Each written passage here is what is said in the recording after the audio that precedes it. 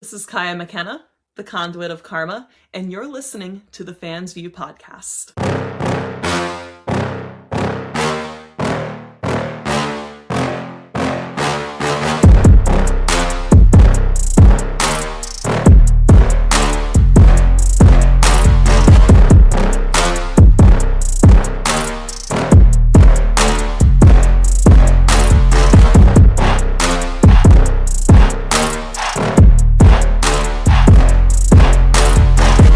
What's going on, everybody? Welcome back to another episode of the Fans View podcast. On today's episode, I'm so happy to welcome back someone who is a Black and Brave Wrestling Academy graduate. She is a wrestler that debuted in 2020 under the worst circumstances possible. She's fought back through a crazy injury. She's come back sharper. She's come back more confident. She is the conduit of karma. She is the good witch. She's a champion, a creative, and someone who understands that loving this business means respecting it. She is Miss Kaia McKenna. Kaia, welcome back for the second time on the Fans View. How are you? I'm doing fantastic today, Jarrett. I really appreciate you guys letting me come crash your party again. It's going to be a good time. Of course. And we were just talking off camera.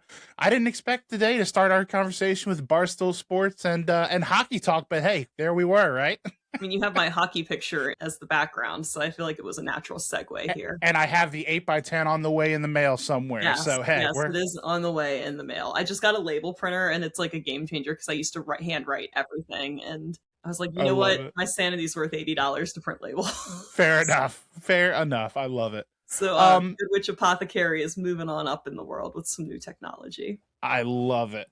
The last time you were here was February 24th, actually, of 2025.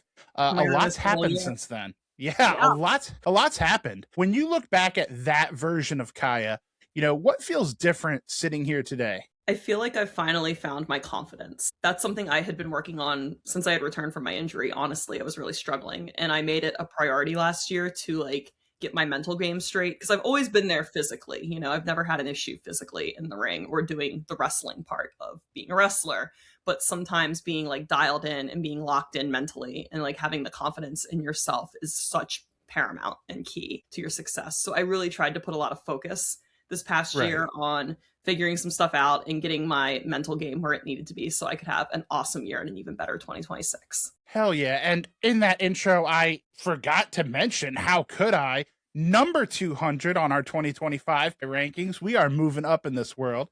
So I just wanted to make sure you got your flowers for that. Thank you. And to kind of piggyback off of what you said, because the last time you were on the show, it was a lot of focus on trying to get back in the rhythm. You had just come back from the injury. Do you finally feel like you're operating from a confidence and not recovery? Yeah, I've totally put that behind me in the past. I don't even think about it anymore, which is where I really needed to be. I needed to get back to that flow state where I could just trust my body to do what it needed to do without the overthinking occurring, right? So I don't even, it's almost like I didn't have an injury, if that makes sense. I finally cleared that hurdle. I don't even think about it. And the nice thing is I don't, my opponents don't think about it or ask about it anymore. It's kind of fallen out of the news cycle. Finally, it only took 3 years, but I'm so grateful to finally be able to put that 100% behind me and move confidently in the ring and perform with a level of confidence I've not had before. So I'm very excited to see where it takes me this next year. For sure. Was there a moment or a match or just a realization when you were like, I'm back, I'm good, the mental hurdle has been overcome, physically I'm good? Was there a time period where it hit? I would definitely say when I wrestled Lena Cross at Focus Pro this past year in 2025, because leading up to that match, I was still kind of in that mushy middle area of okay, I've kind of moved past my injury, but I've not fully moved past it and where I want to be. And it was such a good test of my skill set, my ability, my mental game that I had been working on. And to have that type of match with such a formidable, amazing opponent really helped me lock in and get where I needed to be for the remainder of 2025. It's on Focus Pro YouTube if you want to catch it. It's a phenomenal match, but it it was that moment that made me go, okay, like you're where you need to be and you can do this and Right. enough is enough. So nothing but Absolutely. immense gratitude for Lena for having that match with me and helping me get over that hump that I desperately needed a little push to get over. For She's sure, that because incredible. injuries like you sustained, are just as much mental as they are physical, for But yeah, sure. a lot of For times when sure. we're doing recovery, we're very dialed in and focused in on the physical aspect of it, Mhm. like going to your physical therapy, getting back into the gym, like going to your doctor's appointments, doing your red light, doing your stem cell, whatever you're doing to facilitate that healing. But we often neglect the fact that what you went through was probably a little traumatic. You were removed from something you love for a period of time. So it's like you're experiencing a loss and you have to grieve that loss, right? So I just hopefully moving forward, I can keep that mental lock in. Oh my God, I can't talk. Hopefully, moving forward, if I ever have to, God forbid, overcome anything again, I remember to prioritize my mental health as well. And any wrestlers who are listening that may be going through something tough or going through an injury at the moment, like your mental health has value and it's a huge part of your recovery. So please do not neglect it and make sure you are also healing your brain and your mind and your well-being. I love that. That's a fantastic message, not just for professional wrestling, but I think everybody, honestly. Yeah, the athlete Um, mindset's something that's very it's very powerful and it's very good to be dialed into. for sure, for sure.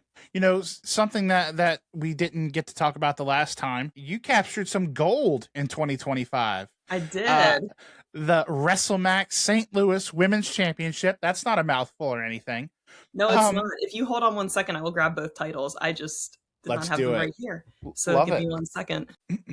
Oh my God, they're heavy. Okay, we're here. I got them both. We have WrestleMax Women's Championship. Very lengthy long reign. Very excited to hopefully make some new defenses in 2026. So it's a I beautiful belt. love It really is. I love it. I love it. And you're not just one belt, Kaia. You are our two title Kaia. I am two title Kaya. Well, technically three. I am also the Invictus Pro Wrestling Women's Champion in New I, York City. I love it. I love it so much. I am not even um, trying to buckle this. We're just going to show it off. This is also a very beautiful belt that I I am love it. very proud to defend. I just had a very successful title defense against Nixie XS, and my next title defense will be in February against Alice Crawley, which will be a first Oh, time matchup, and I'm very oh, excited to wrestle Big Al. very, very excited for So I'm a that. That's going to Hostet be a Richie good one. too. Yes, exactly. Exactly. That one's going to be a barn burner. Does being a champion, I love it. That's the thumbnail right there. Yeah, here. Does being a champion affect how you approach your matches now, or how you carry yourself in the locker room, your preparation? I would say yes and no. No, because I think it's very important to be a good human being and carry yourself like a leader and be the person you would want to be around, regardless of your status or circumstance in a company. Whether you are brand new at the bottom of the totem pole or at the very top, you need to elevate those people around you and you need to be a very important part of the team. So I've always tried to go into any locker room that I'm a part of with the mindset of make it a better place and be a person you'd want to be around. So no in that aspect, because I've always had that mindset that it's Right. like status shouldn't change how you treat people or how you're treated. But as far as preparing for my matches, I would also say no, because I've always taken this very seriously and I've always worked very, very hard. And it's not like I've just been hanging out in a rocking chair chilling, the past year and a half. Even when I didn't have a title, I've been grinding, whether it be in the gym, in the ring, doing other sports, like trying to build athleticism in other ways, become more explosive, become faster, stronger, be able to like hit harder. And all of those things are the reason I'm a champion. So, no, my game really hasn't changed. I've just been consistent. And I feel like consistency is absolutely key when it comes to being successful as a professional wrestler. For sure. I love that answer. I love it. One thing I've noticed, following your career the way I do, you've done a lot more work down in the Southeast, Yeah, in the general region, especially on the back end of 2025, the Carolinas, Tennessee, just the absolutely. entire region. How does that region challenge you differently? Because, like you said, you have a title belt in New York City. That Northeast crowd is very known for being vocal and just on top of you, whereas the Southeast gets a little bit different of a rap. But how do you kind of compare and contrast those two fan bases? I often say like I learned how to wrestle in the Northeast, but I learned how to work in the South, if that makes sense. Yes. But the ideas apply universally. I think that yes, there are certain markets that respond to certain things more than Hmm. others, But at the crux of it, the basis of professional wrestling holds true no matter where you are in this country. And if you're very good at what you do and you understand what you're trying to do and you understand people, you can make them bite. I would say, though, working in the Southeast definitely helped me get out of my shell and interact more with crowds. And like, I've always enjoyed a little bit of antics in my match, but the importance of being creative and being smart about where you incorporate those moments. Working in the Southeast has been an absolute joy for me. I think it's very important to challenge yourself and go wrestle different places in front of different people who might not know who you are. There's obviously a comfort when I work in the Northeast where I'm from and I've done a lot of work. People kind of know who I am when I go to certain shows, so it's like they're familiar with my work and there's a comfort there, right? Like it's safe. Or even like in the Midwest, because I was based in the Midwest for a little bit, right? But to go into a new territory and have to like reestablish yourself and you can't assume anything is such a good challenge for anyone. So I would encourage any other wrestlers out there to just one weekend out of the year go somewhere different. Or not out of the year, out of the month. One weekend out of the month, go somewhere different. Don't wrestle all of your dates in the same state or the same little like 3-hour radius. Little bubble, just take yeah. one weekend and just go somewhere different. Like, it doesn't have to be a super far, crazy trip. Literally just go somewhere you've never been before. And it can be so rewarding. So I've just always tried to go to different places and experience different people and different fans and learn from it. Yeah, that's for sure. Hey, you. Yeah, watching this right now. I see you. If you're enjoying what you're watching, I've got one quick favor to ask. And it only takes a second, costs you nothing, and makes a huge difference. If you could go ahead and hit that like button, maybe drop a comment. If you haven't already, make sure you're subscribed. Doesn't seem like much, but for small creators, it's everything. So let's help more people find this channel and keep the content coming. And honestly, I'm pretty sure the podcast will be really grateful. So if you're having fun, you like what you see, make it official, click those buttons. And that's for sure sound advice. We'll see you next time. There's definitely a lot to that. And, to kind of piggyback off of that, earlier in your career, it was reps, get reps everywhere, anywhere, whoever will book you, I'm there. $50, hot dog and a handshake, whatever we're there. As you kind of start to progress, you get a little bit more selective. How do you decide which rooms are worthy of your energy, I guess is the best way to say it. I kind of think anytime I get to wrestle for fans, it's a privilege regardless of where it's occurring. There is a little bit of give and take. It's like you want to go, okay, am I doing this for money? Am I doing this for experience? Or am I doing this because I have a good opponent? Like, there are factors that contribute to it. But to me, to be able to be a part of this business is such a privilege. And if something fits into my schedule and it makes sense for me to do, I will certainly try to do it. Because, well, yes, you want to have these big matches. You want to wrestle people better than you, and you want to climb up the ladder. I think so many people are so focused on the climbing aspect, they miss so much good stuff along the way, right? If you're only ever focused on having opponents that are quote unquote cool or better than you or matter, then it's like you're not going to get those lessons from all of the other environments that exist in this business. So I try to go like, what am I learning from this? Not even like, is it a status thing? Is it an opponent thing? Like, is there something that will benefit me in some capacity from taking this booking? And like I said, it's not always money. It's not always your opponent. Like, you have to weigh the outcome, correct? Because I have learned just as much from having matches with people who are newer, per se, than as wrestling people who are more experienced than me. Everything will help make you better in the end. So I think you should take every opportunity you get to learn something, regardless of where it is. I really respect that outlook because it's difficult, especially you've come up in the ranks in such a way that, people know who Kaia McKenna is now. So it would be easy for you to be like, yeah, I'm not taking this little indie booking. I'm going to go work for MCW this weekend because they're going to pay me more. And it doesn't seem like money is your motivation really, or like you said, climbing the ladder where that's the only thing people are concerned with. And that's what I respect most about you, I think, is your love for the business. At the end of the day, kind of trumps it seems to, from a fan perspective, it seems to trump everything else, which, I mean, don't get me wrong, I want to climb the ladder just as bad as the next person. Like, we all have one common goal here, right? No matter what your sport is, we all want to win a Super Bowl, we all want to win a Stanley Cup, but love it. You have to be very aware of what you're being taught on the journey in professional wrestling. And when you get that opportunity, to win the Stanley Cup or to win the Super Bowl or to win a women's world championship or even just have a match on TV. You want to make sure you're ready and you're prepared. Because like I have certainly had opportunities that I was not prepared for and I have fumbled big time. And a lot of people quit after something like that. They can't hang, but you got to pick yourself up and you got to learn from it. So preparation is key, really making sure you're learning from those experiences so you're ready when the next one comes along. And if your road is easy and you're always pulled along or you've given people that can drag you kicking and screaming, when you get that opportunity, you might not be able to grab that brass ring and it's all for naught. So it's very, very important to make sure that you are learning and working with people of all skill levels, working in all environments, being in front of all kinds of fans. So when that opportunity comes, you are ready.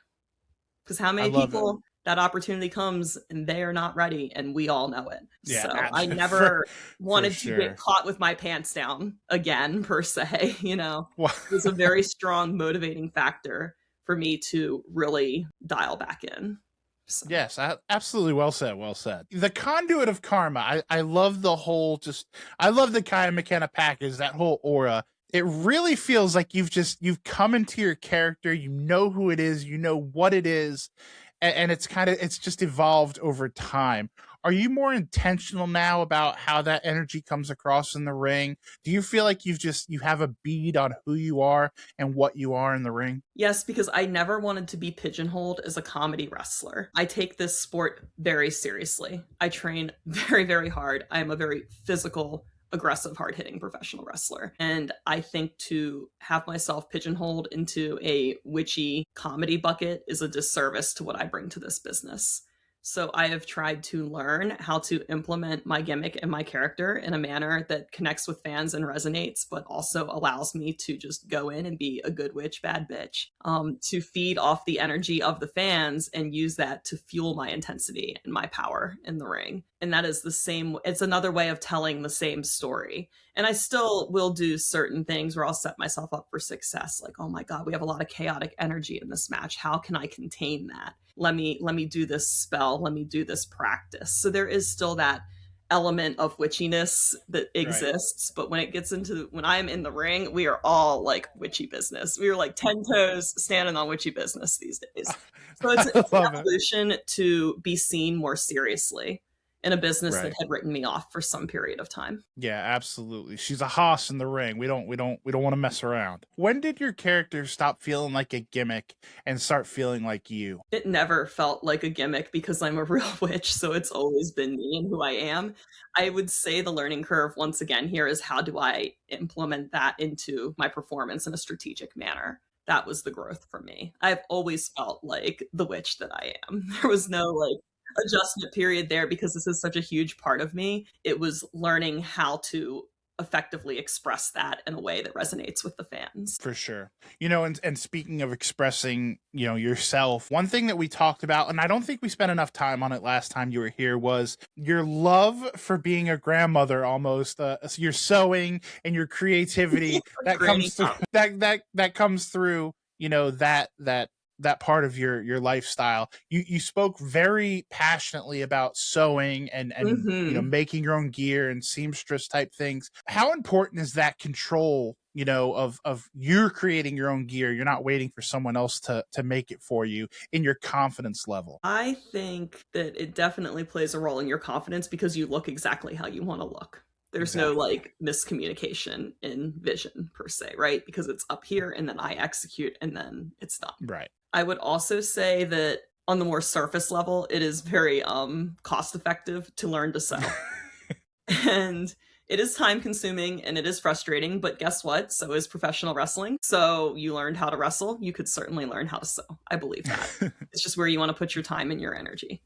Absolutely. Because I certainly was not the most eloquent professional seamstress when I first started, but I have learned a few things over the years. So I love having that creative control. I think I might have spoken on it previously. I was very inspired by how Mercedes Moné, when she was Sasha Banks, had a very defined brand and look for her gear. Like the colors may be changed or the theme may be changed. Like she did Sailor Moon, right?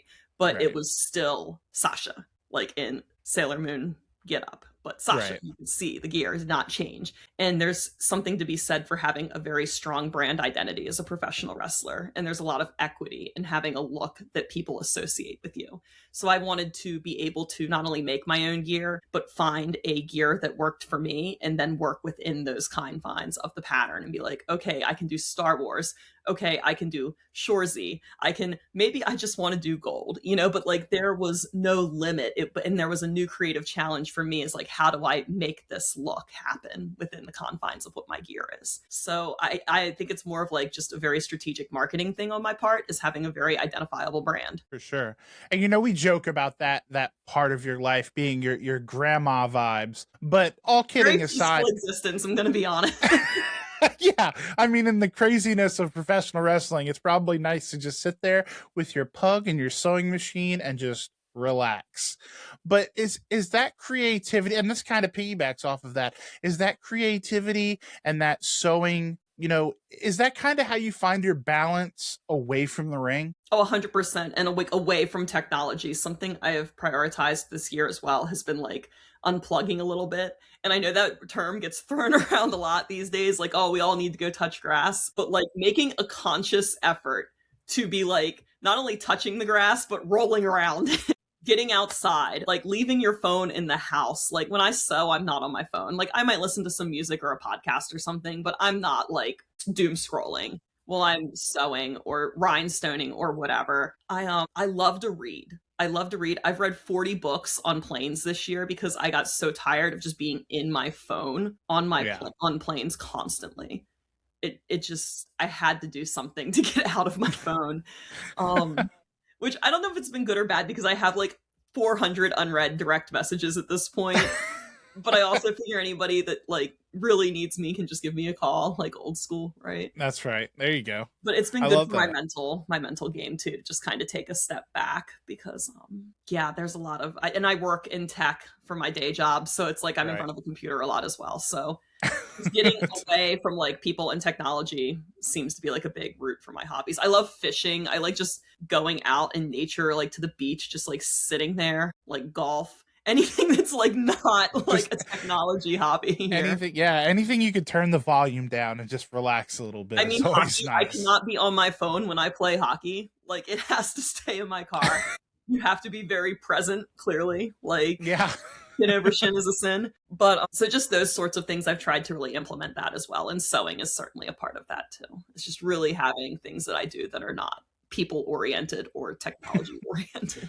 Absolutely. I mean, hey, sometimes you just got to get away from people. I get it. More than anybody, I get it. I really value people and I value the fans and I value like all the interactions I get to have, but I think it's important to bake some time in for yourself as well. Yeah, for sure. Everybody needs a couple seconds to take a deep breath.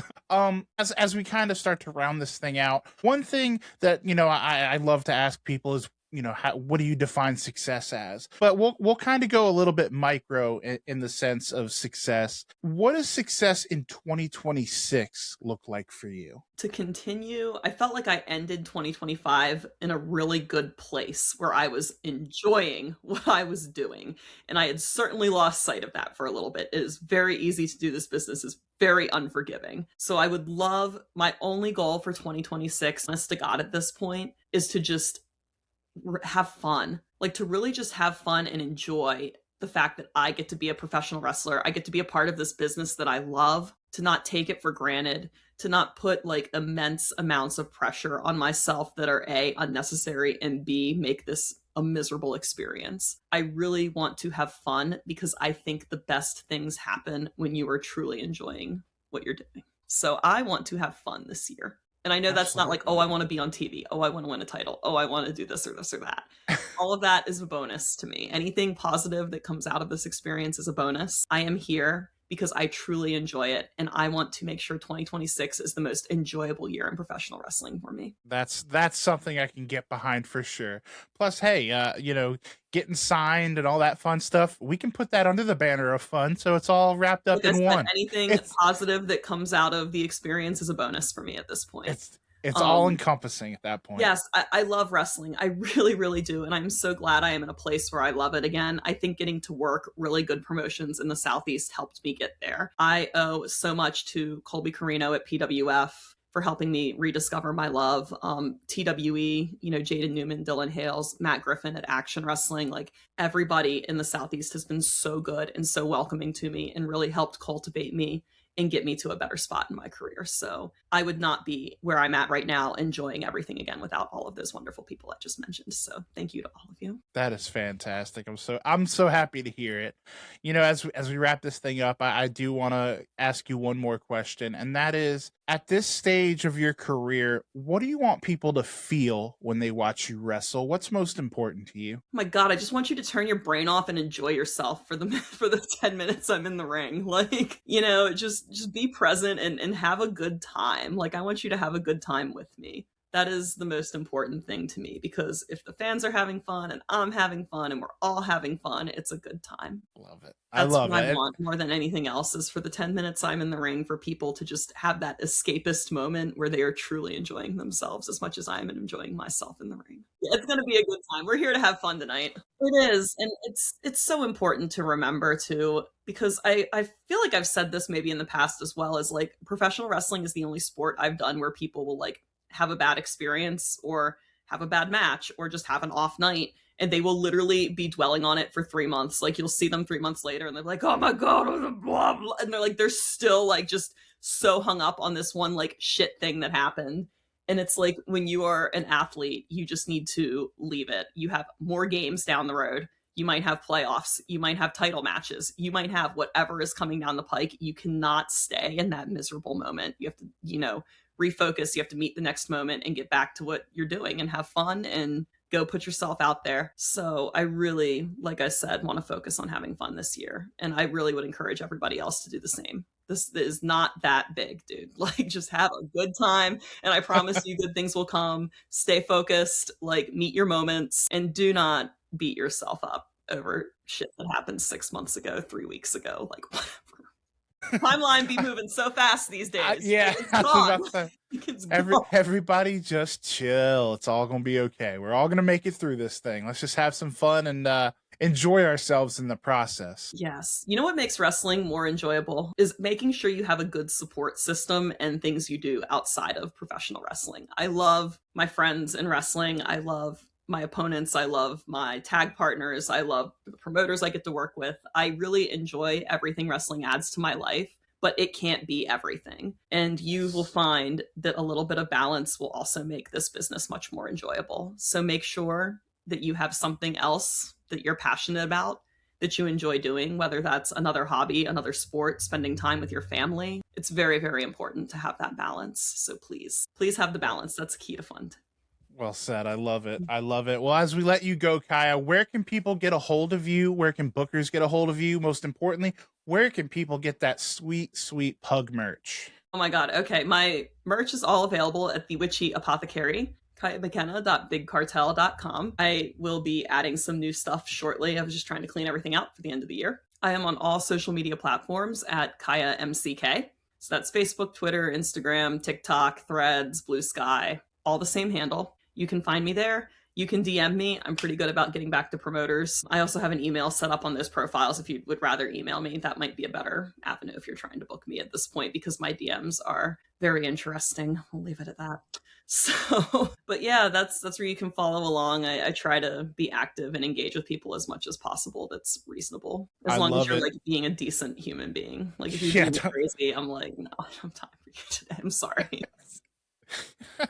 That's fair. You know what? One day I hope I'm manifesting that one day I am famous enough that someone can run all of my social media for me and I never have to look at it. Like, that I can just be like, here, I'm going to post a picture here and there. But like, that would be so wonderful to hit that level where it's like you have the social media presence, but you don't have to own the social media presence. Like, oh, good grief. Appreciate that. I can appreciate I just laugh now. People be crazy on like X and stuff, and like on Instagram leaving crazy comments and like just being unhinged, and I just laugh. Like, people say mean things about me and I think it's so funny now, and I don't know what that says about me. Or maybe I've just finally cracked and broken. That's fair. Yeah, fair. I live for the day where it's like somebody else can just handle all the craziness on social media for me. That would be that sounds wonderful. Yeah. Well, guys, make sure go support Kaia. Don't be a shitbag on social media, but go support Kaia. Show her some love. I mean, or if you're creative and you're funny, sure, I love a good laugh. I mean, I like to think I have a good sense of humor about myself over here, but yeah. Okay, well, that's fair. If you're going to be a shitbag, at least be a funny one. Yeah. Yeah, if you're going to be an asshole, at least make her laugh. It's the least you can do. We're going to go ahead and link her big cartel in the comments. Mhm. And guys, just make sure if she's in your area, be the Northeast, Southeast, Midwest, West Coast. She's all over the place. Go check her out at a show. Go order some merch. You know, show the pug love. All us pug owners, we got to keep it strong. And guys, most Empress importantly, was trying me the other day. She woke up, she pooped in the house. I rolled through it with my office chair. So you know how that is. So I take her outside. I'm hosing the poop out of the office chair wheel. It's like 30 degrees. Love it's like 8 a.m. She gets stuck under the porch. I have to crawl under the porch through like the mud and the blood and the beer to drag her out. She's covered in mud. I bathe her. Then I have to blow dry her because she's cold. So she gets a full blowout with the Dyson, you know. And then she gets a lovely little warm breakfast of chicken and quinoa. And I'm just like, this little bitch. Like, seriously. As I'm hosing dog shit out of my office chair wheel, like at 8 in the morning in 30-degree weather. I don't curse more than when I have eating chicken and quinoa. So there we go. Yeah. Oh yeah, it's the pug life. I'm telling you. I don't cuss. Though. Honestly, I wouldn't trade her for the world. She is my best friend. So. Absolutely. But, I don't cuss. Like I don't cuss any more than I saw the post and I immediately empathized. She was like dry humping my last nerve yesterday. I'm not even kidding. That we're going out on that. I love that. Dry humping my last nerve. That's going to be the thumbnail clip. That's going to be the caption. But yeah, I certainly empathize with you when I saw that post yesterday. I don't curse any more than when I curse at that damn dog. I love him. I love my pug, but my God. I know. I just looked at her. I was like, for real? Are we like for real? It's like living with a little furry terrorist sometimes. A gremlin, yeah. I'm telling you. Oh, well, guys, on that note, now that we have established, make sure to go show Kaia some love. Especially, I mean, we got to buy some 8x10s. We have quinoa to buy for our puggies. So yeah, make sure tum-tum. Make sure to go show Kaia some love. Show Empress some love. And most importantly, guys, don't forget to call your moms. If you haven't liked or subscribed, you're going to be joking me.